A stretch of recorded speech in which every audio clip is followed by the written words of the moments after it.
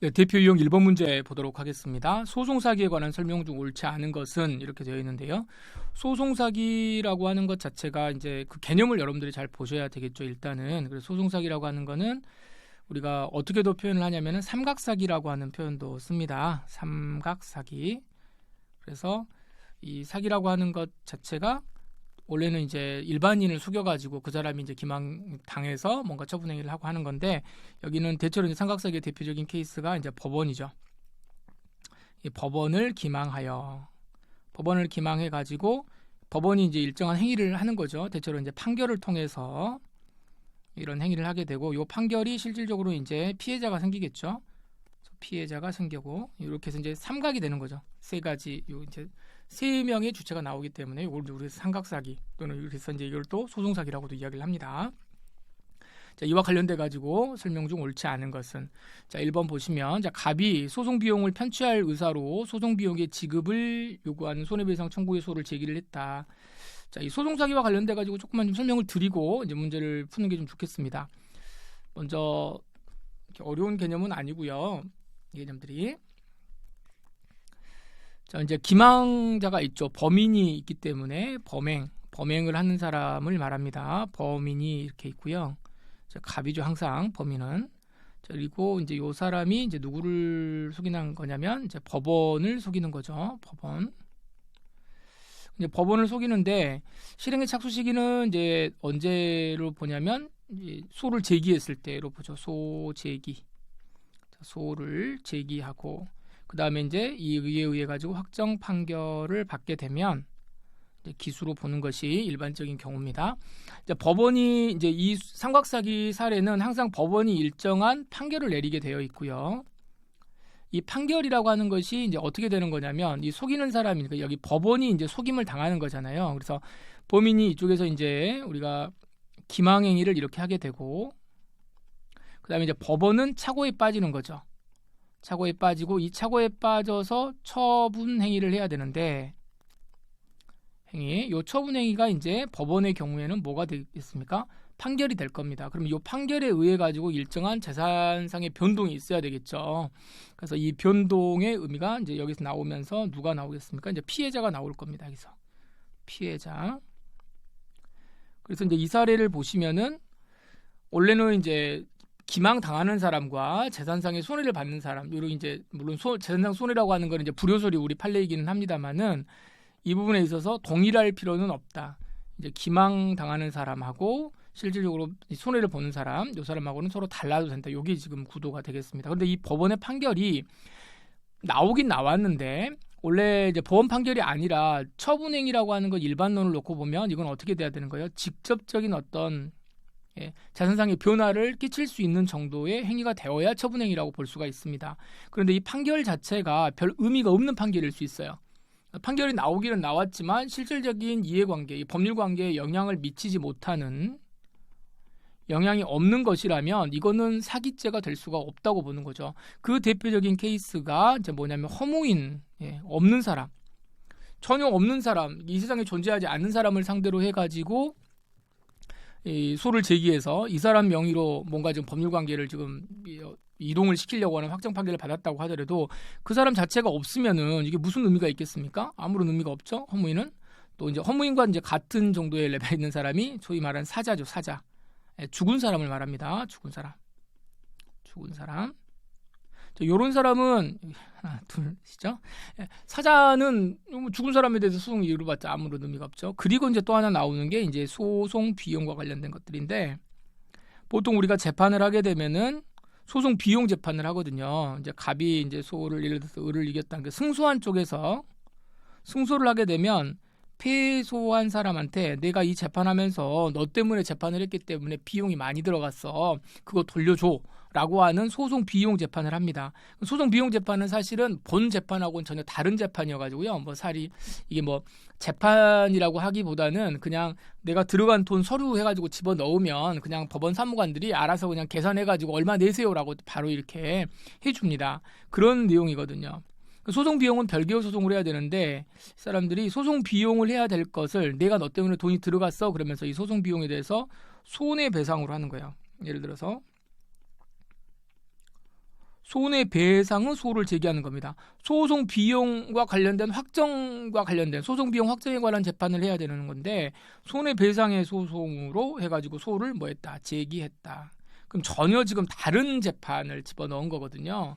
근데 이제 뭐 권한 자체가 없는 거는 아니죠. 내가 이 소송을 이런 재판을 해야 될까, 저 재판을 해야 될까, 마치 이제 뭐 형사 재판으로 가야 될까, 민사 재판으로 가야 될까, 뭐 이렇게 하는 건데 번지수를 잘못해가지고 소를 제기한 경우, 이런 경우도 의미가 없습니다. 아무런 의미가 없어요. 설령 뭐 소를 제기해가지고 뭐 이길 수도 없죠. 재판부에서 이제 빼버릴 거니까. 그래서 이런 경우에는 뭐가 된다? 사기죄가 되지 아니한다. 사기죄가 아닌된다라고 해서 이제 이런 걸 우리가 이제 결국 뭐겠습니까? 미수가 안 되니까 실행의 착수를 인정할 수가 없으니까 불능범으로 보는 그런 견해가 있다. 이렇게 보시면 되겠습니다. 그래서 이제 이런 개념이 하나 있고 나머지는 다 뭐냐면 이제 이쪽에서 나오는 사례들은 뭐냐면 법원에 대해서 뭔가 이제 소를 제기를 하는데 법원을 속이려고 지금 인정을 하는 거냐 안 하는 거냐 요게 가거든요. 그래서 이제 또 제일 많이 나왔던 게 가압류라든가 가처분 이런 거 신청하는 거는 안 된다고 그러죠. 가압류 가처분은 실질적인 권리의 이동이 없기 때문에 이런 거 신청하는 것만으로는 뭐가 된다. 소제기, 소송 사기죄에서의 소제기라고 볼 수는 없다. 뭐 이런 것들이 있겠습니다. 자, 이 정도 보시고 문제를 풀도록 하죠. 자, 이제 문제로 넘어가 보시면 1번 문제를 이제 1번 지문을 보시면은요. 갑이 첫 번째 사례는 이제 이겁니다. 갑이 소송 비용을 편취할 의사로 소송 비용을 이제 받으려고 소송 비용의 지급을 구하는 손해배상 청구에 소를 했대요. 근데 손해배상 청구를 소를 해봐야 이거는 판사님이 이걸 받아들여준다, 안 받아들여준다, 안 받아들여줘요. 이거는 소송 비용의 지급을 구하는 따로 확정, 재판의 종류가 서로 다릅니다. 그래서 이건 해봤자 의미가 없기 때문에 이건 뭐가 된다? 불능범이 된다라고 하는 게 우리 법원의 판례의 태도입니다. 그래서 소송 비용은 뭐 소송 비용 재판을 할 거를 손해배상 청구로 간다. 요거를요. 그건 아무런 의미가 없다. 그래봤자 소를 제기해봤자 아무런 의미가 없다. 아시겠죠? 그래서 요거는 이제 맞는 지문입니다. 이제 뭐 불능범 해당한다, 그러니까 처벌하지 않는다 지금 그 이야기인 거죠. 두 번째, 갑이 사망자 을 명의의 문서를 위조하여 소장에 첨부를 하고요. 자, 사망자입니다. 사망자 죽은 사람의 명의를 위조해가지고 소장에 첨부했답니다. 그러면 이거는 사자 명의로 문서를 위조했다라고 하는 거니까 이건 뭐가 될 수 있어요? 사문서 위조가 될 수 있습니다. 자, 문서 위조가 될 수 있죠. 문서 위조가 되는데 이제 과거에는 죽은 사람에 대해서 죽은 사람의 명의를 뭐 이렇게 이제 위조해가지고 한다는 거 뭐 죄가 된다 안 된다 이렇게 논의가 많았는데 지금 우리 판례는 뭐냐면 죽은 사람 명의라고 하더라도 다른 사람들이 볼 때 이거 이 사람이 죽었는지 안 죽었는지 모르잖아요. 모르면은 살아있는 사람이 작성한 것처럼 오신할 수 있는. 그런 정도의 상황이라면 당연히 사문서 위조죄가 된다 이렇게 봅니다. 그래서 이걸 첨부해가지고 을을 상대로 법원에 이제 제소를 했습니다. 이제 사람이 죽었는데 그래서 죽은 사람 상대로 해가지고 재판을 했다는 거, 재판을 좀 걸려고 하는 거죠. 자, 사문서 위조 및 위조 사문서 행사죄 이거는 성립한다. 네, 이건 성립하죠. 그런데 사기죄는 성립하는가? 사기죄는 자 죽은 사람을 상대로 해가지고 소송 사기하는 거 이거 된다 그랬습니까? 안 된다 그랬습니까? 이거 안 된다 그랬죠. 자 누구를 상대로 해도 안 된다. 허무인을 해도 이건 안 되는 거예요. 그래서 이 문서와 관련된 죄는 되지만 이거는 안 된다 이렇게 보시면 되겠습니다. 자 이것도 지문이 맞습니다. 자, 3번. 자, 부동산 등기부상 소유자로 등기된 적이 있는 예전에 내가 등기가 된 적이 한 번 있습니다. 근데 요 갑이 자기 이후에 소유권 이전 등기를 격려한 등기 명의인들을 상대로 허위의 사실을 주장하면서 그들의 소유권 이전 등기 말소를 구하는 소를 제기했다. 이러면 어떻게 되는 거냐? 자, 여기 뭐라고 되어 있어요? 소유권 무슨 등기? 보존 등기라고 소유권 이전 등기라고 되어 있죠. 자, 이전 등기, 이 등기와 관련돼 가지고 여러 가지 이제 그 사례들이 좀 있죠. 그래서 이 부분 요 판례 가지고 다시 한번 정리를 좀 한번 해 보겠습니다. 이제 사례는 뭐냐면은 이제 갑이라고 하는 사람이 원래 자기가 지금 이전 등기가 자기가 이제 예전에 이전 등기를 한 적이 있어요. 그러니까 앞에 이제 보존 등기는 아니고 예전에 이전 등기를 했다라고 하는 말은 무엇이냐면 등기 권리자였던 적이 있었던 거죠. 이 사람은. 그리고 이제 그 사람 자기 뒤로 지금 뭐가 있었겠습니까? 자, 을 그리고 병 예를 들어서 정 이런 식으로 해가지고 순차적으로 어떻게 돼 있었겠어요? 순차적으로 이 등기가 이전이 됐겠죠. 이렇게 이전되고 이렇게 이전되고 또 이렇게 이전되고 이렇게 했을 거예요. 그럼 여기는 이제 지금 사실은 여기가 마지막에 지금 최종적으로 지금 이전을 지금 받아가지고 있는 사람이 누구겠습니까? 정이겠죠. 그러니까 이것도 이렇게 되어 있는데 요 전에 등기를 했던 사람이 이전에 등기했던 사람이 순차적으로 을, 병, 정 이런 사람들에게 등기 말소 청구를 하는 거예요. 등기 말소 청구. 등기 말소 청구를 하게 되면 만약에 이거를 등기 말소 청구를 하는데 지금 뭐를 지금 주장한다 그래요? 허위 사실을 주장한다 이렇게 이야기합니다. 허위 사실을 주장하여 등기 말소 청구를 하고 있다. 자, 그럼 여기에서 만약 if 승소를 하게 되면 어떻게 하겠습니까? 을, 병, 정 이런 사람들이 다 등기가 아예 다 없어지죠. 없어지면 앞에 이렇게 없어지고 나면 이제 남은 사람이 누구예요? 갑이겠죠. 갑이 있죠? 그럼 나는 자기만 다른 사람들 거는 다 등기가 어떻게 되고 다 말소가 되고 자기만 살아남는 거죠. 자기만 살아남아요. 그럼 이렇게 되면 실질적으로 자기가 뭐가 됩니까? 재산상 이익을 취득하게 하는 거죠. 취득하게 되는 것이다. 그럼 이 사람 보세요. 갑은 자, 누구를 속이는 거죠? 기망행위. 자, 누구를 속입니까? 법원이죠. 병원이 아니고. 네. 병원으로 쓸 뻔했습니다. 자, 법원을 속이고 이 법원이 어떻게 해요? 착오에 빠져가지고 처분행위를 하는데 처분행위를 하는 게 이게 뭐예요?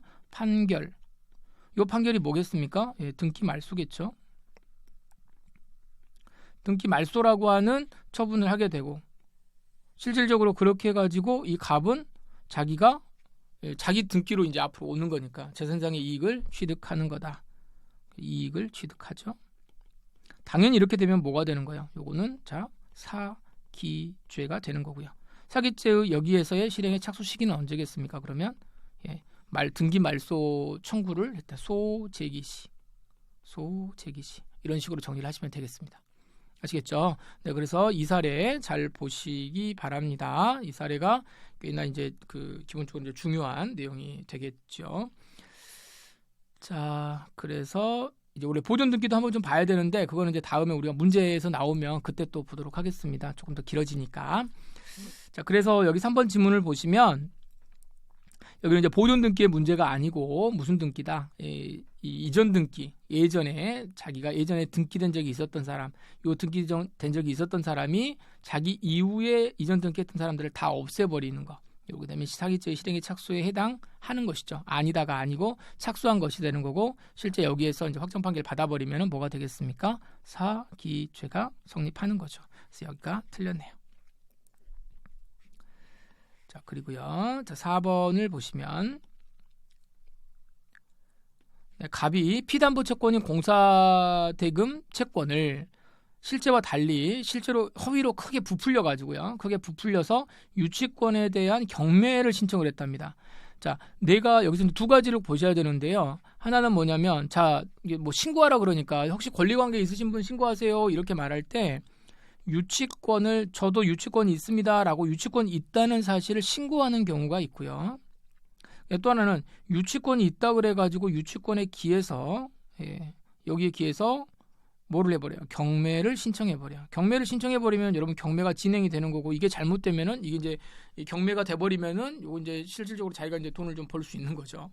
허위의 채권을 가지고 그러니까 부풀려가지고 이렇게 하는 걸 말합니다. 그럼 이거는 경매를 신청을 한다는 것은 경매 절차, 경매 신청을 했을 때 이와 관련된 실체적인 권리관계에 대한 심리가 이루어지고 경매가 실제로 이루어질 수 있기 때문에 이건 당연히 뭐가 되겠습니까? 사기죄의 실행의 착수가 인정이 되는 거죠.